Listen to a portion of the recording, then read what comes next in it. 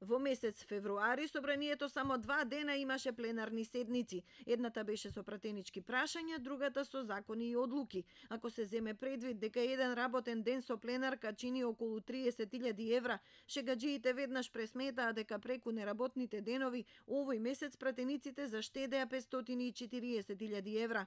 Спикерот Талат Џафери вели дека немањето седници не значи дека пратениците не работат.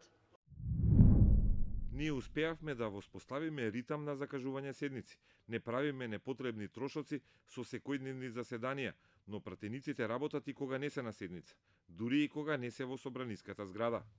И покрај ваквото објаснување, останува впечатокот дека собранието не си ги сработило сите домашни задачи. Голем дел од нив се поврзани со владата и амбициозниот план 369. Најзагрижувачко е што доцнат сите реформски закони за кои е потребно двотретинско мнозинство, а се однесуваат на судството и безбедносните служби. Скромното парламентарно мнозинство мора да се усогласува со опозицијските колеги, но смета и на нивното европско расположение и на постојаните потсетувања од меѓународните експерти и олеснувачи.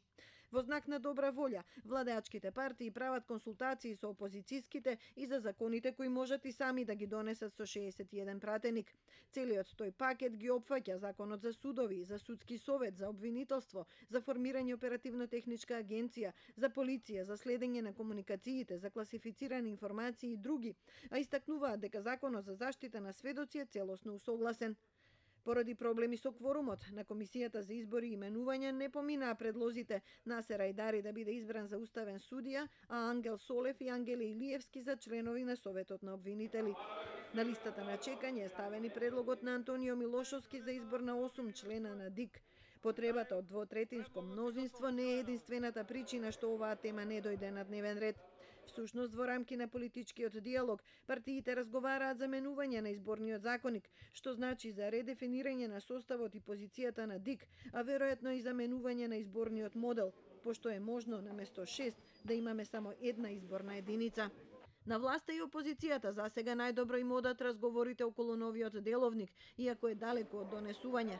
Пред себе го имаат нацрт текстот подготвен од европските експерти, а сите партии доставија забелешки и предлози како да се преуредат и допрецизираат прашањата поврзани со конститутивната седница, опфатот на пратеничките групи, пратеничките прашања, независноста на собранието од извршната власт, надзорната улога, одземањето имунитет, носењето закони во скратена постапка, ставањето европско знаменце и други прашања.